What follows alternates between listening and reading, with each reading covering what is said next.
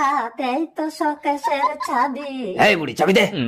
আমার কেউ নেই, কে নেবে আমার এত ধন সম্পদ, তুমি নিয়ে যাও। বাহ, প্রতিটা বাড়িতে চুরি করতে গিয়ে যদি তোমার মতো গৃহস্থ পেতাম তাহলে আমার কোনো চিন্তাই থাকতো না।